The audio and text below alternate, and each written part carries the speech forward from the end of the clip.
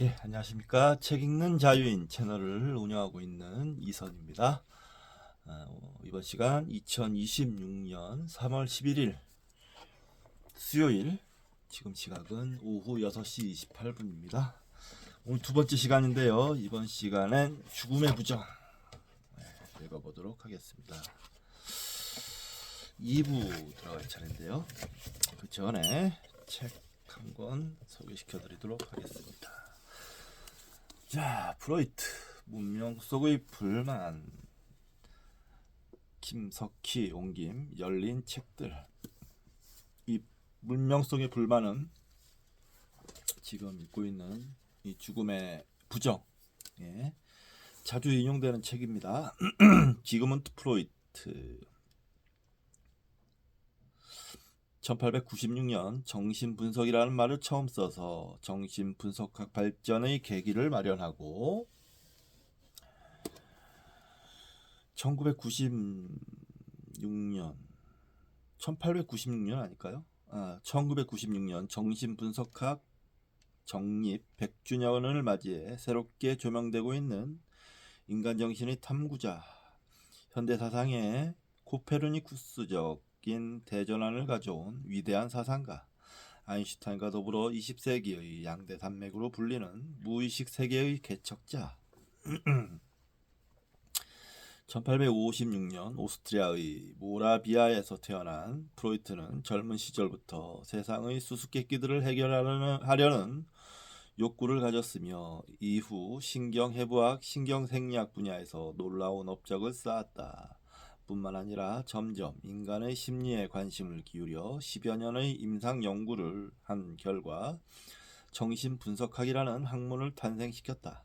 처음에는 단순하게 신경증 환자들의 정신을 탐구함으로써 그들을 치료하는 것으로 시작되었지만 곧 정신분석학은 건강하건 병들었건 관계없이 정신 전반에 관한 지식을 탐구하는 매개 학문으로 자리하게 되었다.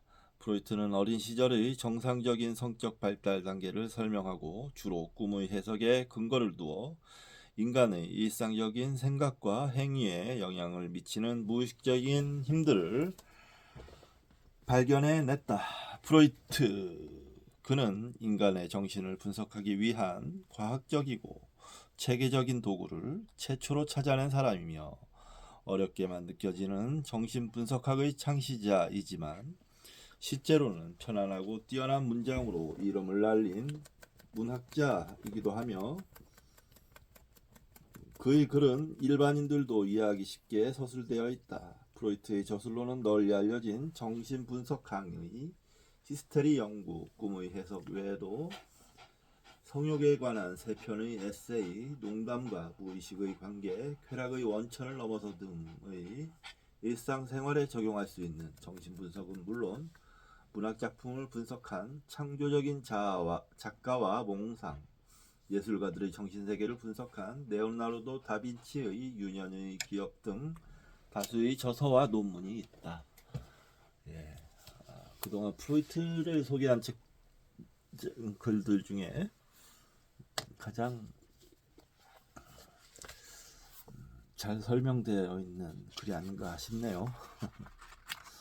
네. 우리 근데 지금 이 전 챕터에서 프로이트의 문제점, 프로이트의 오류 이런 거를 공부했죠. 프로이트는 모든 걸 성욕과 공격성으로 봤으나 한 단계 더 나아갔어야 했다. 성욕과 공격성의 그 저변에는 기본적으로 인간의 죽음에 대한 공포, 불안, 죽음에 대한 거부 이런 게 있더라. 근데 프로이트는 그거를 인정하지 않고 죽음에 대한 본능이 있다 이런 식으로 덧붙여가지고 자기의 성욕 이론을 끝까지 포기하지 않았다 이런 얘기를 했었습니다. 자, 문명 속의 불만 차례, 문명적 성도덕과 현대인의 신경병, 전쟁과 죽음에 대한 고찰, 집단 심리학과 자아 분석, 환상의 미래, 문명 속의 불만, 왜 전쟁인가? 재밌겠네요. 우리는 이제 그 프로이트의 오류라고 할까요? 프로이트가 미치지 못한 점을 알고 있기에 그런 부분, 죽음에 관한 그런 부분을 염두에 두고 읽어보면 될 것 같습니다. 그러면 더 잘 보이지 않을까 그런 생각을 해봅니다. 자, 2부 죽음의 부정 2부 들어가겠습니다. 영웅주의의 실패. 신경증과 정신증은 용기를 잃은 인간에 대한 표현 방식이다. 이만한 통찰력을 얻은 사람은 누구나 이런 낙심의 상태에 있는 사람들과 함께 정신의 신비로운 영역을 지루하게 탐색하려 들지 않을 것이다.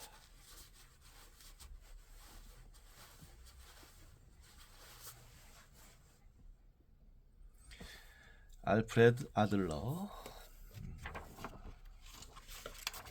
7장 인격이 부리는 주술 부자유의 핵심 인용입니다. 선생 신도 없고 받들어 모실 주인도 없이 혼자인 사람에게 나날의 무거운 삶의 짐은 지긋지긋한 것입니다. 그러니까 주인을 하나 만들어 가질 필요가 있어요. 신을 섬기는 건 이제 더 이상 유행이 아니니 말입니다. 알베르 까미. 네.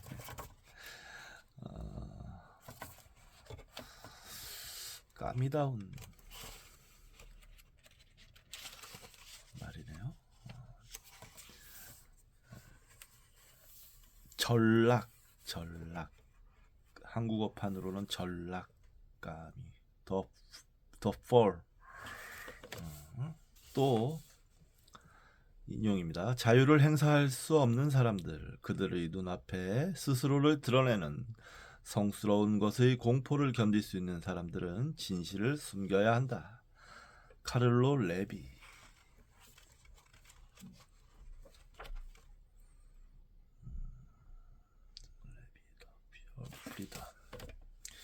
자유의 공포. The Fear of Freedom. 그 자유의 공포.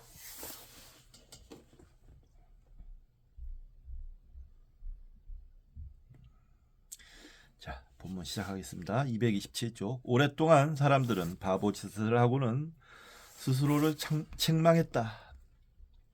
이런저런 것에 충성하고 너무 맹목적으로 믿고 너무 고분고분하게 복종했다. 자신을 파멸시킬 뻔한 저주에서 풀려나 돌이켜 생각해보면 자신이 말도 안 되는 짓을 했음을 깨닫는다. 성숙한 인간이 어떻게 그렇게 매혹될 수 있을까? 그 이유는 무엇일까? 우리는 역사를 통틀어 대중이 지도자를 따르는 이유는 그들이 투사하는 주술적 기운 때문이요. 지도자가 실제보다 커 보이기 때문임을 안다. 표면상으로는 이 설명으로도 충분해 보인다. 합리적이고 사실에 부합하기 때문이다. 사람들은 권력을 숭배하고 두려워하며 권력을 휘두르는 자에게 충성한다. 그렇죠. 그저 트럼프 지금 앱스타인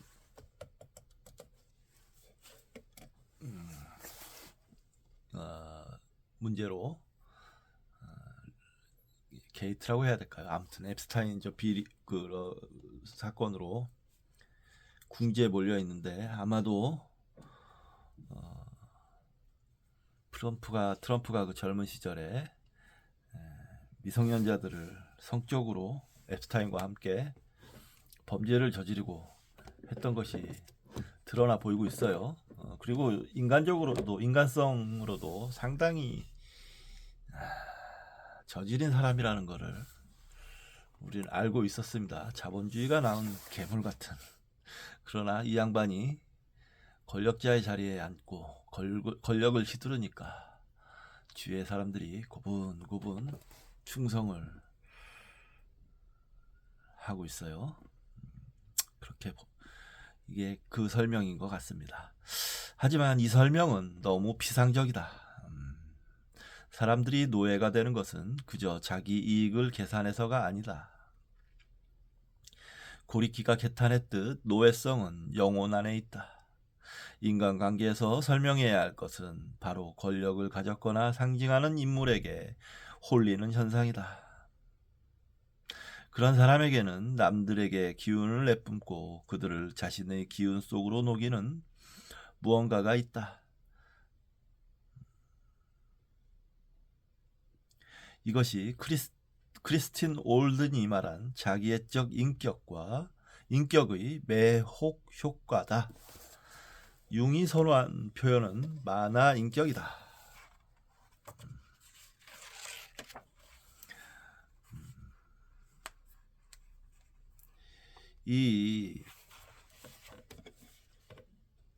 그 사이코패스, 소시오패스들이 권력을 잡으면 그렇게 매력적으로 보인다고 하지 않습니까?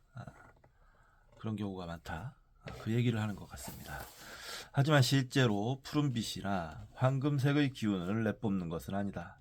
눈에서 광채를 발하거나 이마에 신비한 무늬를 칠하고 특별한 옷을 입고 특별한 자세를 취하려고 애쓸 수도 있지만 그래도 여전히 호모사피엔스요, 평범한 사람이어서 그에게 유난히 관심을 가진 사람이 아니라면 그를 딴 사람과 구별하지도 못할 것이다.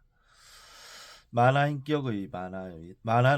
그의 눈 안에 있으며 홀림은 경험하는 사람 안에 있다. 우리가 설명해야 할 것은 바로 이것이다. 모든 사람이 대체로 비슷하다면 왜 우리는 그중 어떤 사람을 향해 불타는 열정에 사로잡히는 걸까? 미스 메릴랜드 우승자가 프랭크 시나트라를 처음 만난 순간을 묘사한 아래 글을 어떻게 해석해야 할까?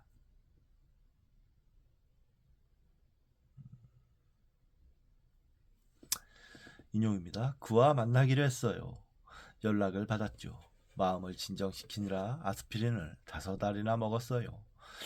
레스토랑에서 그가 걸어오는 모습을 보는데 어찌나 흥분되던지 머리부터 발끝까지 전류가 흐르는 것 같았어요. 그의 머리 주위로 별들이 후광을 발하는 듯 했어요. 평생 한 번도 못 본 무언가를 내뿜고 있었어요. 그의 곁에 있으면 경외감에 사로잡혀요.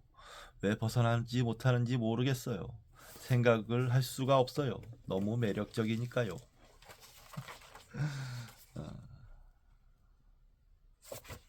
신기하군요.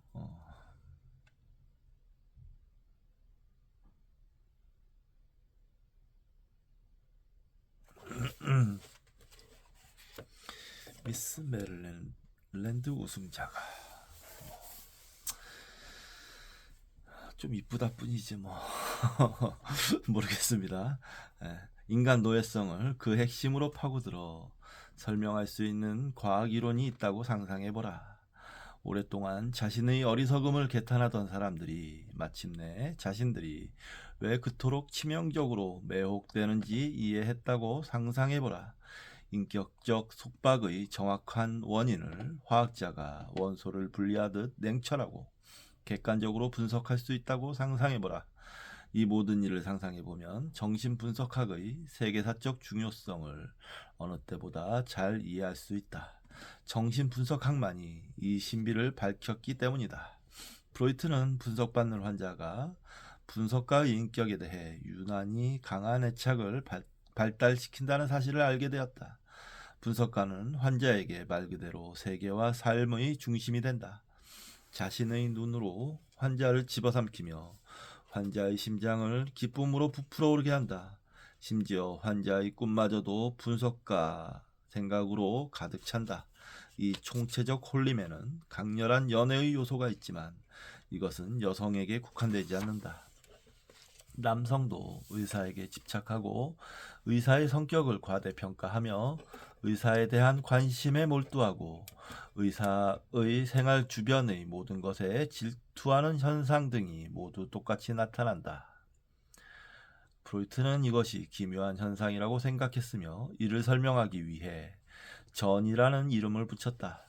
환자는 어릴 적 부모를 향해 가졌던 감정을 의사라는 인격체에게 전이한다.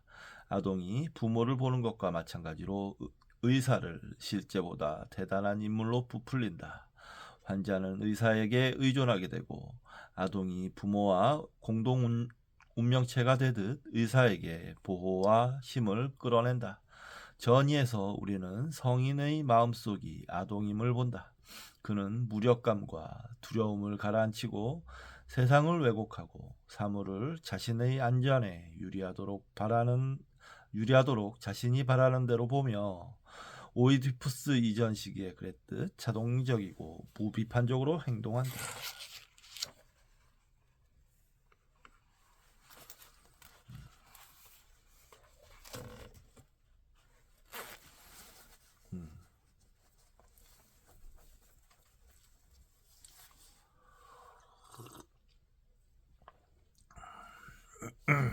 프로이트는 전이가 최면을 가능케 하는 기본적 인간 피암시성의 또 다른 형태의 불가함을 간파했다.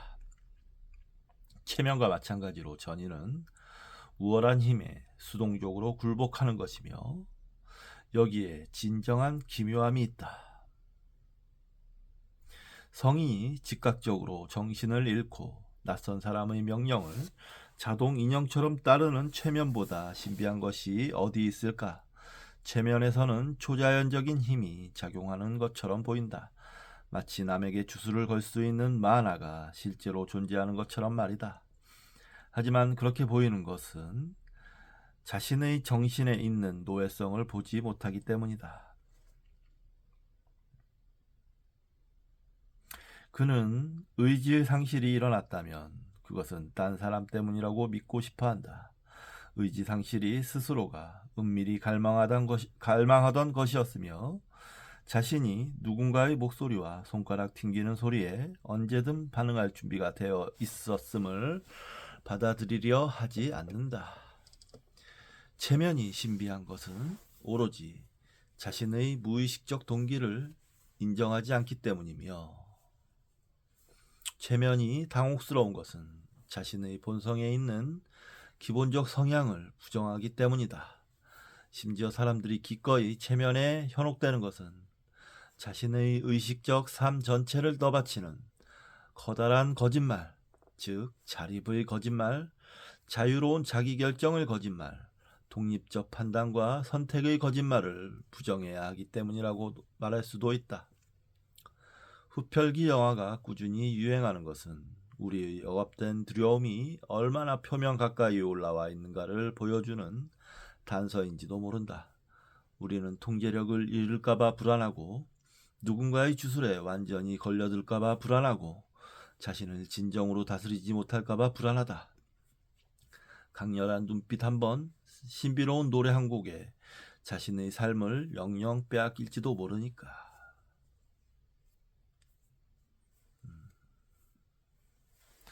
이 모든 주장은 1909년에 페렌치가 아름답게 전개한 것으로 반세기가 지나도록 그의 기초적 논문을 뛰어넘는 연구 결과는 등장하지 않았다. 주표시가 있습니다. 전이와 그 연장, 수정, 논쟁에 대한 방대한 문헌이 있음을 알지만 전문적 자료를 언급하는 것은 이 책의 범위를 넘어설 것이다. 전이에 대한 우리의 이해가 프로이트와 피렌치를 넘어서는 중요한 지점에 대해서는 뒤에서 살펴볼 것이다. 하지만 전이, 최면 등의 정확한 성질에 대한 정신분석가들의 전문적 논증이 전이 현상의 기본적 이해에 크게 이바지했는지는 모르겠다. 전이를 순전한 사회적 학습의 문제로 삼으려는 트리건트 버로의 초창기 시도는 차차 보겠지만 명백한 오류인 듯하다. 쿠비와 마골린의 이후 논중에도 불구하고 프로이트가 체면성 무아지경 유도의 생리학 이론을 평가절하한 것은 여전히 옳아 보인다.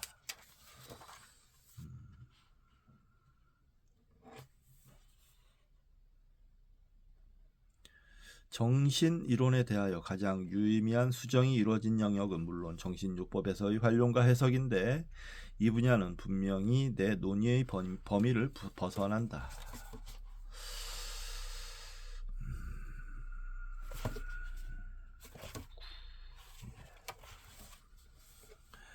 페렌치는 최명가가 위엄과 높은 사회적 지위, 자신감 있는 태도를 갖추는 것이 중요하다고 지적한다.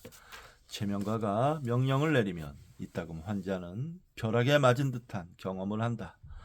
최명가가 위엄과 권위와 부모의 자리를 차지하기라도 한 듯 환자는 복종하는 것 말고는 할 수 있는 일이 없다. 최명가는 으르고 달래는 법을 알았으며 그 효과는 수천 년간 부모와 자녀의 관계를 통해 입증되었다.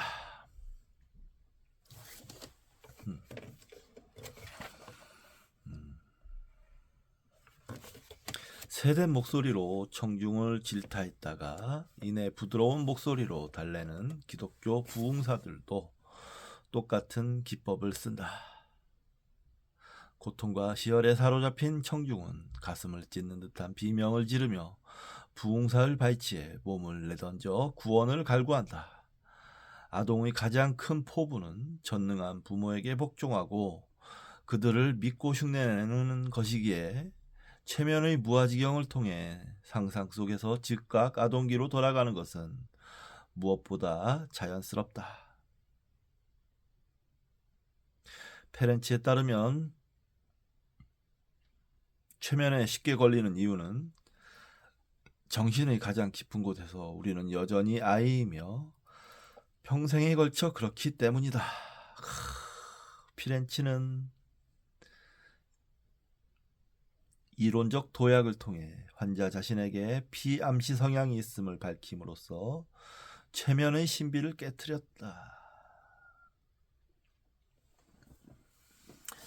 야, 이건 참 저도 최면이라는 게 참 놀랍고 신비하다라고 생각했는데 이게 우리 정신에 본능적으로 내재되어 있다라고 얘기하는 것이네요. 상당히 합리적으로 들리고 설득이 됩니다.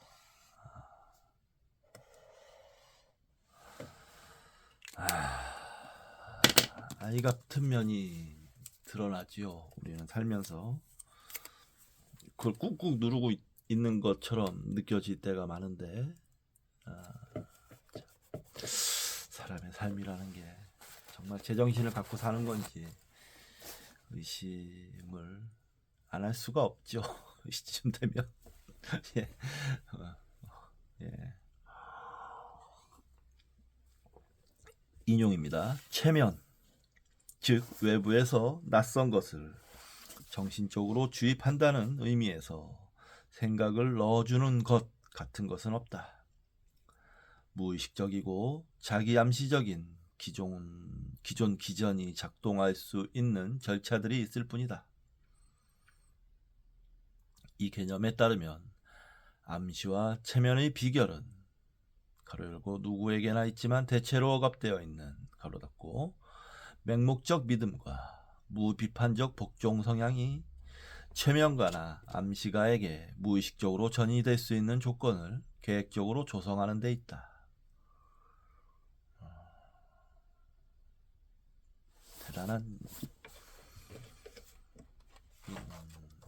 학자군요. 피렌치.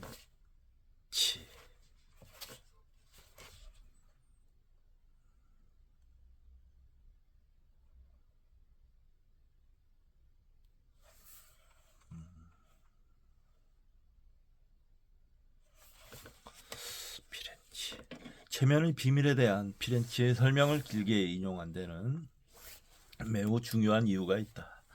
프로이트 심리학은 인간의 마음속에 있는 보편적 성향을 발견함으로써 보편적인 기초적 역사 심리학에 이르는 열쇠를 찾아냈다. 모두가 체면에 걸리는 것은 아니어서 대다수 사람들은 권력자와 하나가 되려는 내적 충동을 숨기고 위장할 수 있다. 하지만 최면 성향은 전이를 일으키는 바로 그 성향이다. 아무도 이 성향에 면역력이 없으며 아무도 하루하루의 일상사에서 전이가 나타난다는 사실을 일축할 수 없다. 이 현상은 표면적으로는 보이지 않는다. 성인의 삶은 꽤 독립적으로 보인다. 그들은 스스로 부모의 역할을 하며 꽤 성숙한 것처럼 보이고 실제로도 그렇다.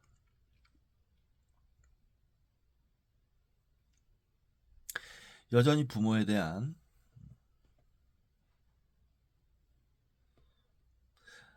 아동기적 경외심과 자동적이고 무비판적으로 복종하려는 성향을 가졌다면 성인으로서의 역할을 할 수 없다. 피렌치에 따르면 이런 성향이 정상적 상황에서 사라지기는 하지만 누군가에게 복종하려는 욕구는 여전히 남아있다. 오직 아버지의 그 부분만이 교사와 상사, 인상적 인격에 전이 된다. 통치자에게 복종하는 충성심이 널리 퍼져 있는데 이 또한 일종의 전이다.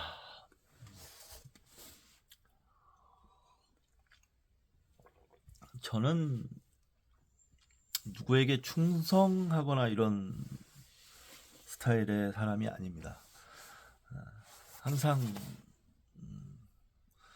뭐랄까 어떤 권력자에게 반감을 가지고 있어요. 그 이유를 정신분석학적으로 생각을 해보면 아버지에 대한 반감 때문이었던 것 같습니다. 아버지를 무척이나 싫어했어요. 그래서 누가 저에게 아버지 같은 사람이 되고자 하면 반항을 하는 거죠. 아버지 같은 사람이라는 건 이제 말 그대로 근본적으로 나에게 권위와 권력을 행사하려는 사람. 이게 좀 약간 병적입니다. 좋은 걸 공부하고 있네요.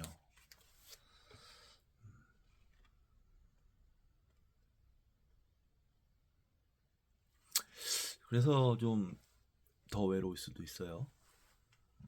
누구에게 복종하려는 마음이 좀 없다고 하기보다는 매우 약하기 때문에 이 복종으로 인해 사람은 외로움을 떨쳐낼 수 있는 건데 저는 그런 걸 대단히 거부하기 때문에 더 외로울 수 있는 거죠.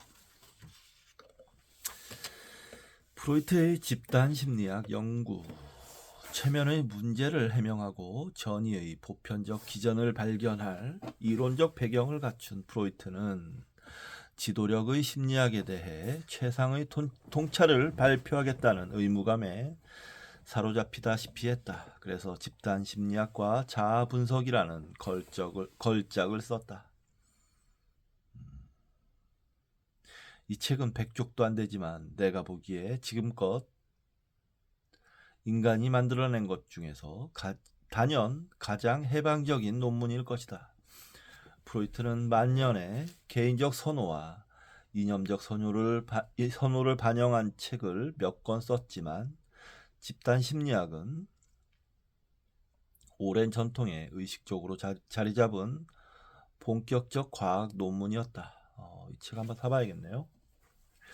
초기 집단 심리 이론가들은 인간이 집단을 이루면 왜 양처럼 양순해지는지 설명하고자 했다. 그들이 발전시킨 심적 전염과 궁거 본능 같은 개념은 매우 널리 퍼졌다. 하지만 프로이트가 재빨리 간파했듯 이 개념들은 사람들이 집단에 속했을 때 자신의 판단과 상식으로 무엇을 하는지 실제로는 결코 설명하지 못했다.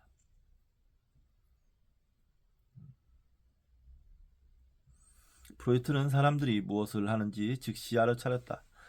그들은 다시 의존적 아동이 되었으며 이번에는 지도자의 체면적 주술 속에서 자신에게 전달되는 부모의 내적 목소리를 맹목적으로 따랐다. 자신의 에고를 버리고 지도자의 에고를 받아들였으며 자신을 그의 힘과 동일시했고 그를 이상으로 삼아 그와 함께 행동하려 들었다.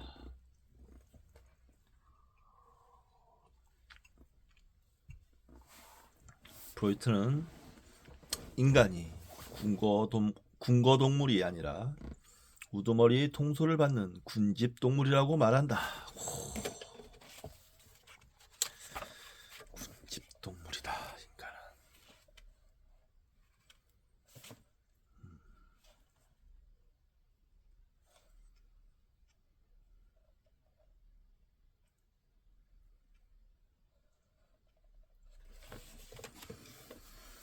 집단 형성의 불가사의하고 강제적인 특징을 설명할 수 있는 것은 이것뿐이다. 우두머리는 위험한 인물이며 그 인물에 대해서는 수동적이고 피학적인 태도밖에 취할 수 없고 의지는 그 인물에게 굴복해야 한다.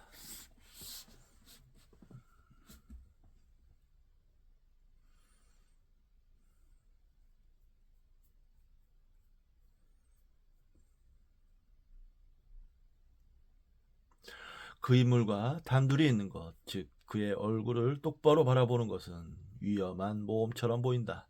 프로이트는 강력한 사람과 무력한 사람의 관계에 존재하는 마비도 이것으로만 설명할 수 있다고 말한다.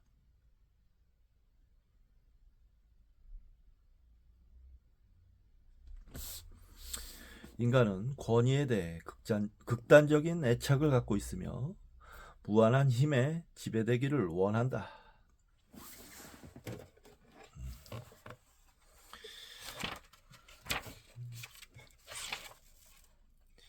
이 윤석열 현상이 설명이 되네요. 지도자가 독불 장군의 성격 속에서 체면을 걸듯 구현하는 것은 바로 이 특질이다. 또는 펜켈 말 맞다나 사람들이 체면에 걸리기를 갈망하는 이유는 바로 주술적 보호로 돌아가고 전능함에 동참하고 부모에게 사랑받고 보호받던 시절에 누리던 대양감을 되찾고 싶기 때문이다.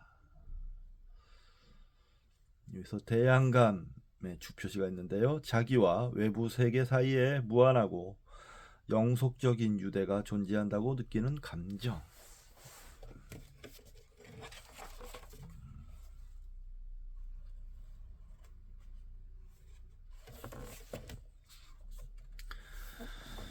그러니 프로이트가 주장하듯 집단은 사람들에게 새로운 것을 끌어내려는 것이 아니다.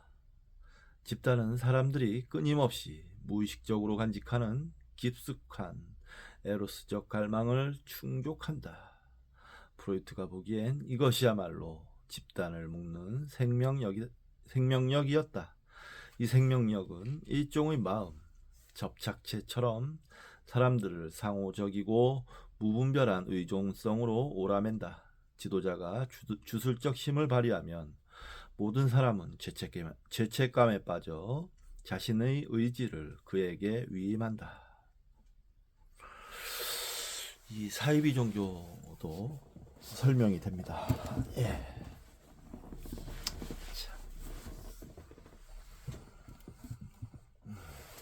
어떤 사람의 얼굴을 똑바로 바라보는 것이 얼마나 위험할 수 있는지, 타인을 신뢰하며 그의 힘이 내뿜는 광채를 쬐는 것이 얼마나 황홀할 수 있는지 생생히 기억하는 사람이라면 누구도 이것이 정신분석학적 수사에 불과하다고 말할 수 없을 것이다. 프로이트는 집단을 하나로 묶는 정확한 힘을 해명함으로써 왜 집단이 위험을 두려워하지 않는지도 밝혀낼 수 있었다. 집단 구성원들은 자신이 하찮고 무력하고 혼자라고 생각하지 않는다. 자신과 동일시되는 영웅이자 지도자의 힘을 가지고 있기 때문이다. 지도자의 힘을 신뢰하고 그에 의존하면 타고난 자기의 가로 열고 자신이 아니라 자기 옆에 있는 사람이 죽을 것이라고 느끼는 것 가로 닫고 자기애가 강화된다. 1차 대전에서 수십만 명이 참호에서 나와 맹렬한 포화 속으로 달려든 것은 놀랄 일이 아니다. 말하자면 그들은 부분적 자기 체면에 걸려 있었다. 사람들이 불가능한 조건에서도 승리를 상상하는 것 또한 놀랄 일이 아니다. 그들은 부모 같은 인물의 전능한 힘이 있지 않은가? 그들에게는 부모 같은 인물의 전능한 힘이 있지 않은가? 집단은 왜 그토록 맹목적이고 어리석으냐고 사람들은 늘 물었다. 프로이트는 집단이 환상을 요구하기 때문이라고 답한다. 그들은 항상 현실적인 것보다 비현실적인 것에 우선권을 준다. 우리는 왜 그런지 안다. 진짜 세상은 받아들이기에는 너무나 끔찍하다. 세상은 나에게 내가 하찮고 두려움에 떠는 존재이며 늙어 죽을 거라고 말한다. 환상은 이 모든 것을 바꿔놓는다. 나를 중요하고 우주의 필수적이며 어떤 면에서 불멸인 존재로 만들어준다.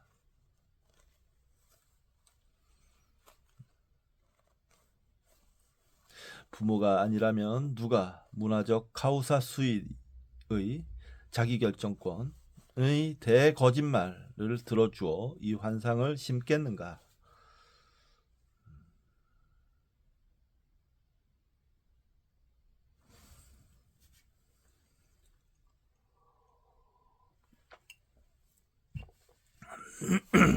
대중은 지도자가 자신들에게 필요한 바로 그 비진실을 들려주리라 기대하며 지도자는 거세 콤플렉스에 승리하는 환상을 계속 심고 그 환상을 진정 영웅적인 승리로 부풀린다. 게다가 지도자는 새로운 경험, 즉 금지된 충동과 은밀한 소망과 몽상의 표출을 가능하게 한다.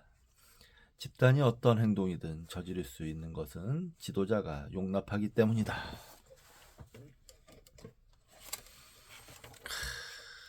정확하게 밝혀낸 것 같습니다. 네. 정확하게.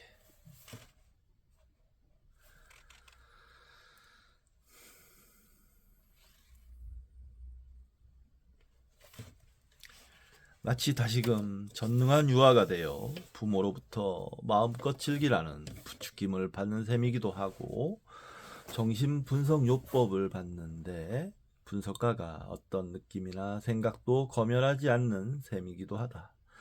집단에서 각 구성원은 고개를 끄덕이는 아버지 앞에서 자신의 욕구를 마음껏 분출하는 전능한 영웅처럼 보인다. 집단 행동의 무시무시한 가학성은 이렇게 이해할 수 있다. 이렇듯 프로이트는 집단 심리학에 대한 맹목적 복종과 환상과 집단 가학성의 역학에 대한 위대한 연구를 내놓았다. 에리 프롬은 최근에 쓴 글에서 인간의 악덕과 맹목을 발전적으로 또한 지속적으로 비판하는 프로이트의 통찰에 영속적 가치가 있음을 간파했다. 프롬은 초기작 자유로부터의 도피에서 인간의 마음에 이르기까지 주술적 조력자의 필요성에 대한 프로이트의 견해를 발전시켰다. 프롬은 인간의 주된 성격으로서의 자기의 애에 대한 프로이트의 기본적 통찰, 가로 열고 자기 애는 어떻게 사람에게 자신의 삶이 중요하다는 생각을 불어넣어 그를 팽창시키는가? 자기 애는 어떻게 나와 비슷하거나 내게 속한 사람들과 외부인들 사이에 예리한 선을 긋게 해주는가? 가로 닫고 기본적 통찰을 받아들였다. 또한 가족에게서 벗어나 스스로의 책임과 힘으로 세상에 들어가는 것에 대한 두려움이자 더 큰 힘의 원천에 틀어박히고 싶은 욕망을 일컫는 이른바 근친상간적 공생의 중요성을 강조했다.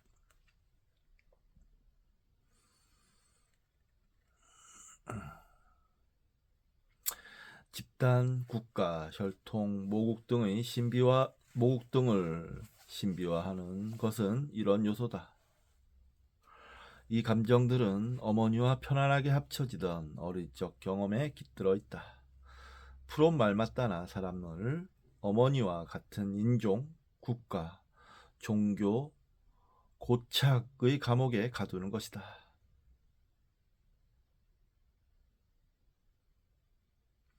프롬의 글은 흥미롭게 읽을 수 있으며 그가 이미 훌륭히 서술한 것을 여기서 되풀이하거나 보충하는 것은 무의미하다.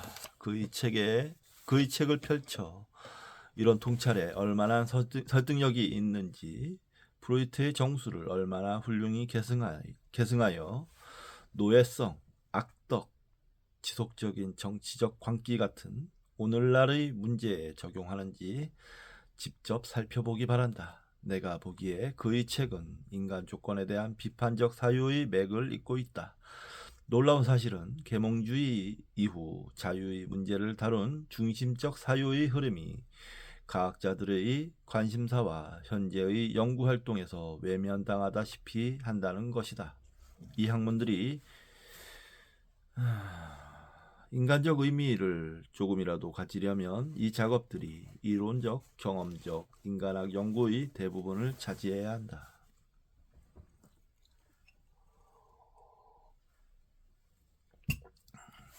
젊었을 때, 어렸을 때, 그러니까 20대 초에 에리 프롬 책을 읽으려다가 실패한 적이 있는데 재미가 없어서 못 읽었었는데요. 한번 읽어봐야 되겠네요.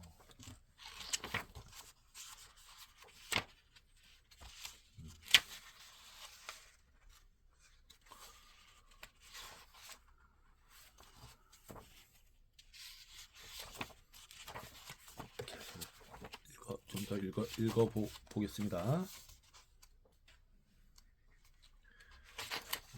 이거 7장을 하려면 2시간 정도가 필요하겠네요.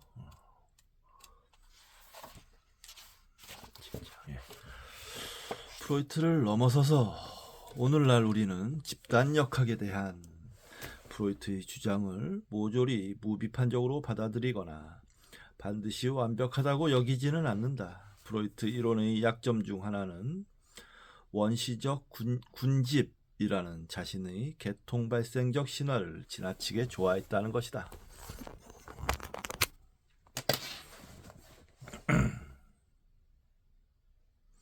인간은 개코 원숭이 같은 유인원이 지배적 수컷의 압제하에 살았던 최초의 사회를 재구성하려는 시도였다. 프로이트는 강한 성격의 소유자에 대한 사람들의 갈망과 경외심과 두려움이 여전히 모든 집단의 기본 활동을 설명하는 모형이라고 생각했다. 레들은 중요한 논문에서 강한 성격으로 모든 것을 설명하려는 프로이트의 시도가 사실에 들어맞지 않음을 밝혔다. 레들은 다양한 종류의 집단을 연구하여 일부 집단을 강한 성격의 소유자가 지배하기는 하지만 모두 그렇지 않음을 알아냈다.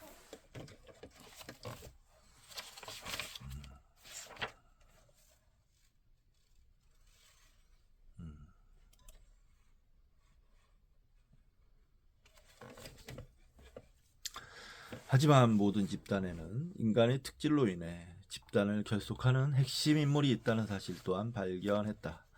이러한 강조점의 이동은 사소한 것이고 프로이트의 기본 논지를 훼손하지 않지만 집단의 실제 역학을 더 예리하게 분석할 수 있게끔 해준다.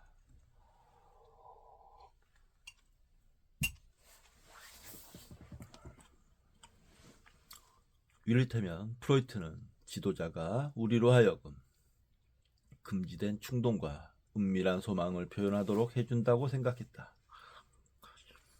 이에 반해 레들은 그가 완벽하게 이름 붙인 바 갈등하지 않는 사람의 전염성이 일부 집단에 실제로 존재한다고 생각했다.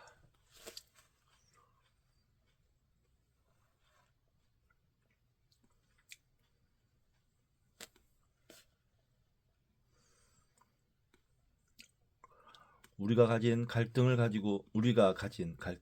가지고 있지 않기에 우리를 유혹하는 지도자들이 있다. 우리는 자신이 수치와 굴욕을 느끼는 영역에서 그들이 간직하는 태어남을 존경한다. 프로이트는 지도자가 두려움을 쓸어내고 모두가 전능한 느낌을 가지도록 해준다고 생각했으나 레들은 이를 다듬어 지도자가 종종 아무도 감히 하지 못한 첫 행위를 해낸 사람이라는 단순한 사실 때문에 중요할 수 있음을 밝혔다. 레들은 여기에 첫 행위의 마법이라는 아름다운 이름을 붙였다. 이 첫 행위는 욕실에서 섹스나 살인에 이르기까지 이 첫 행위는 욕설에서 섹스나 살인에 이르기까지 무엇이든 될 수 있다. 레들이 지적하듯 이런 논리에 따르면 처음으로 살인을 저지르는 사람만이 살인자이며 나머지는 모두 모방자다. 프로이트는 토템과 터부에서 어떤 행위가 개인에게는 불법이더라도 집단 전체가 책임을 나눈다면 정당화될 수 있다고 말했다. 하지만 또 다른 방식으로 정당화될 수도 있으니 행위를 시작하는 사람이 위험과 죄책감을 둘 다 짊어지는 것이다.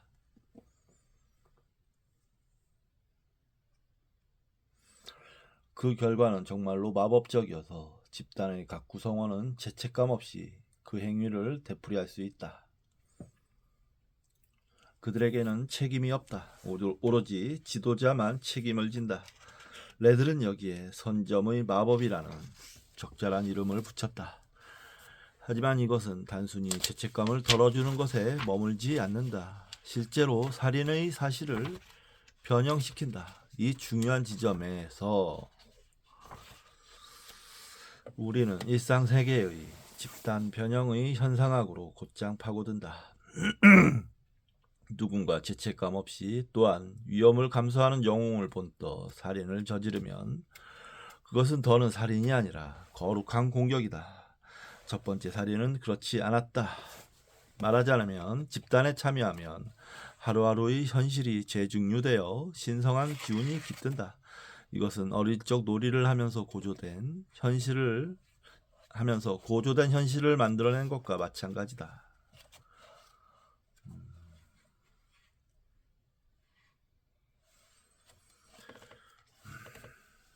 첫 행위, 갈등하지 않는 사람의 전염성, 선정의 마법 같은 촌철 살인의 어휘를 통해 우리는 집단 가학성의 역학, 가로 열고 집단이 철저한 평정심을 유지한 채 살인을 저지를 수 있는 이유, 가로 닫고 그걸 더 섬세하게 이해할 수 있다.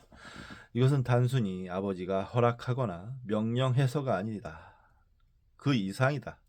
그것은 세상과 자신의 주술적인 영웅의 변형 때문이다. 프로이트는 이것이야말로 인간이 갈망하는 환상이며 핵심 인물이 집단 정서를 담는 효과적인 그릇이 되는 이유라고 말한다. 레들의 논문에 담긴 미묘한 논의를 여기서 되풀이하거나 요약하지는 않겠다. 다만 이른바 인격이 부리는 주술이 매우 복잡하며 눈에 보이는 것보다 훨씬 많은 것을 포함한다는 그의 핵심 주장에 밑줄을 그어두자. 여기 사실에는 주술을 뺀 모든 것이 포함될 수 있다. 레들은 집단이 여러 종류의 핑계나 갈등 완화를 위해, 사랑을 위해, 심지어 그 정반대, 가로 열고 집단을 공통의 끈으로 묶는 공격과 증오의 표적, 가로 닫고, 를 위해 지도자를 이용한다는 사실을 밝혔다.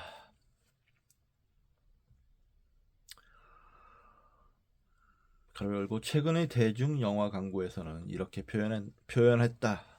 그들은 그를 죽이고 스스로에게 복수하는 쾌감만을 위해 용감하게 지옥까지 그를 따라간다. 가로 닫고.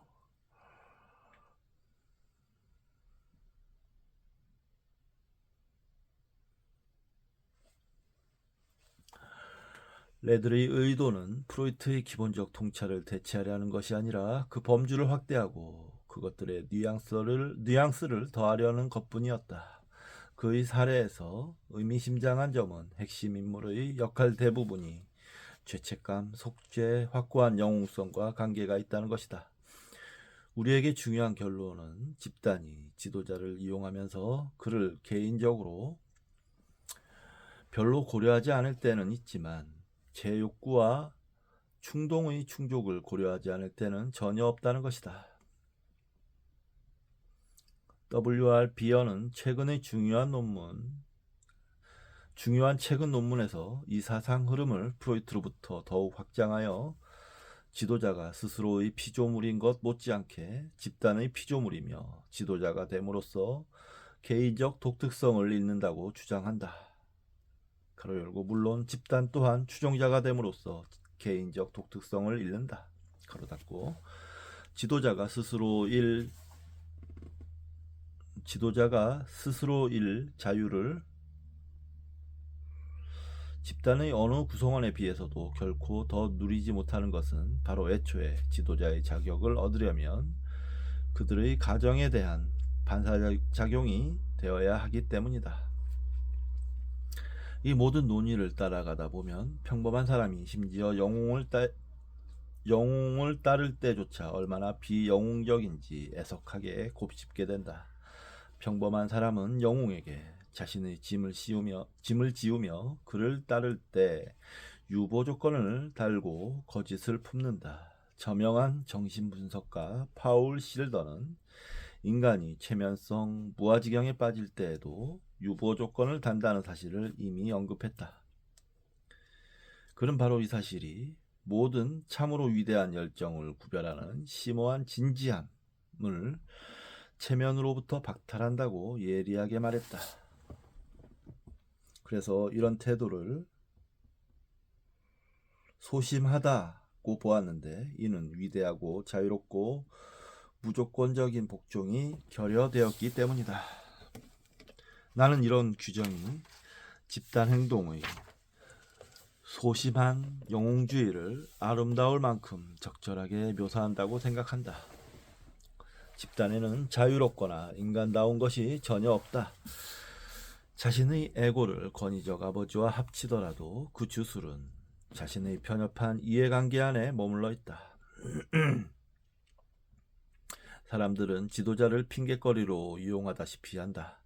그들은 지도자의 명령을 따를 때 이 명령이 자신에게 낯설고 지도자의 책임이며 자신들의 만행이 자기네 이름이 아니라 지도자의 이름으로 저질러진다는 느낌을 늘 간직할 수 있다. 그렇다면 이것은 사람들이 죄책감을 느끼지 않는 또 다른 이유다. 카틴의 말 맞다나 그들은 자신을 지도자의 잠정적 피해자로 상상할 수 있다. 지도자의 주술에 빠져들수록 더 잔혹한 범죄를 저지를수록 그들은 더더욱 그 잘못이 자신에게 내재적이지 않다고 느낄 수 있다. 지도자를 이렇게 활용하는 것은 깔끔하기 이를 데 없다.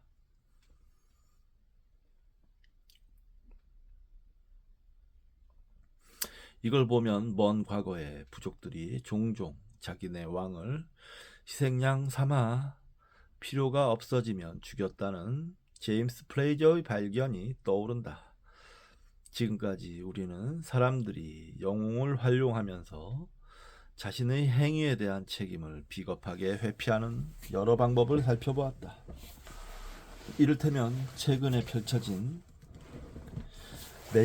맨슨 패밀리의 영웅적 행위에 감명받은 사람은 거의 없었다. 우리가 논의하던 집단 역학에 비추어 그들을 바라보면 그들이 저지른 무의미한 살인에 대해서뿐 아니라 그 이상의 무엇에 대해 우리가 왜 충격받았는지 더 잘 이해할 수 있다. 사람들이 자발적 노예의 위치에서 영웅적 행위를 시도할 때는 존경할 것이 아무것도 없다. 모두가 자동적이고 예측 가능하고 한심할 뿐이기 때문이다.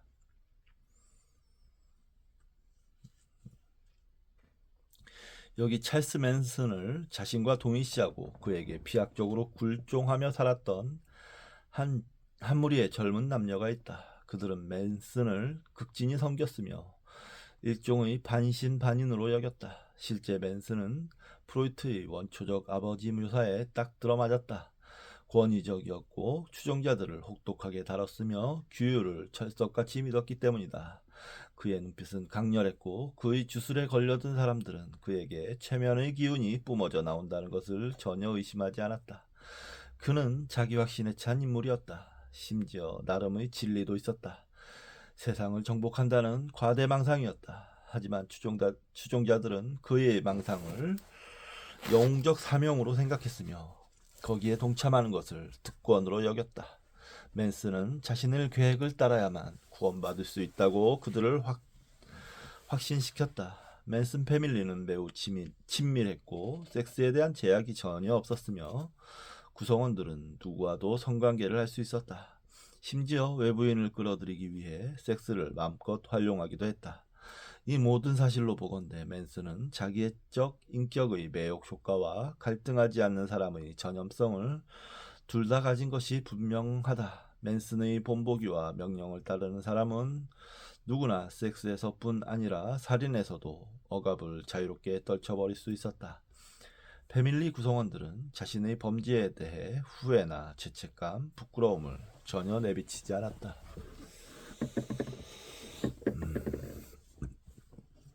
맨슨 패밀리 유명한 이제 그 1970년대나요? 60년대인가 그 미국의 살인광 집단인 것 같습니다. 잘은 모르는데 이 이름을 여러 번 들어봤습니다. 맨슨 패밀리.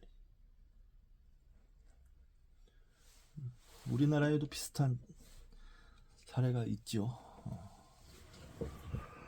사람들은 이러한 표면상의 인간적 느낌 결여에 경악했다.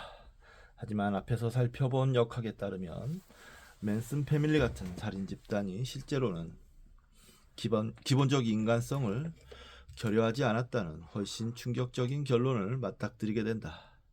그들이 그토록 끔찍한 것은 우리 모두의 내면에 있는 성향이 과장된 것에 불과하기 때문이다.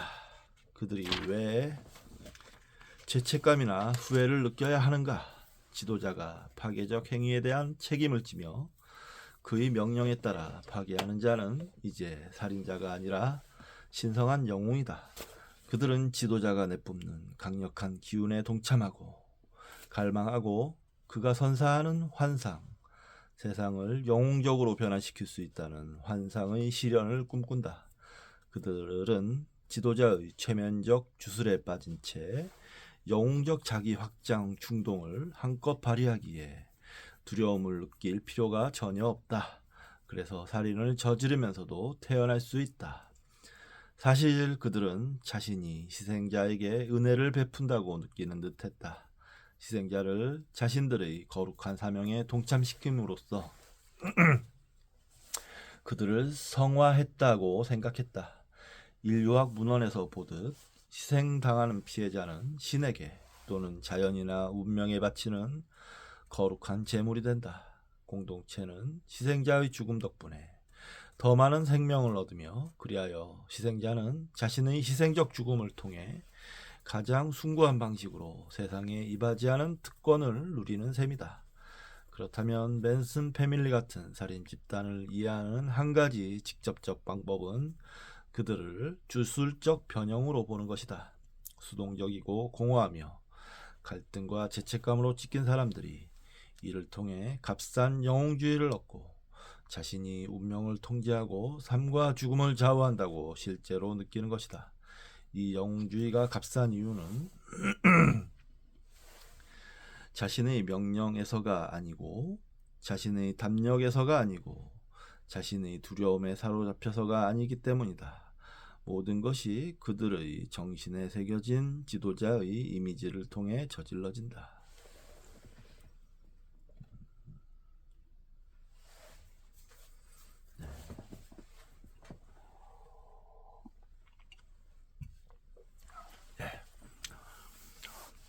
매우 충격적이라면 충격적인 내용을 공부하고 있습니다. 우리 인간에 대한 네, 참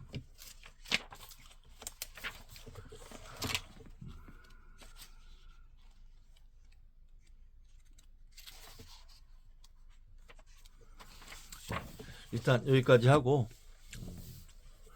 다음 시간에 마저 읽도록 하겠습니다. 7장 시간에 뵙도록 하겠습니다. 감사합니다.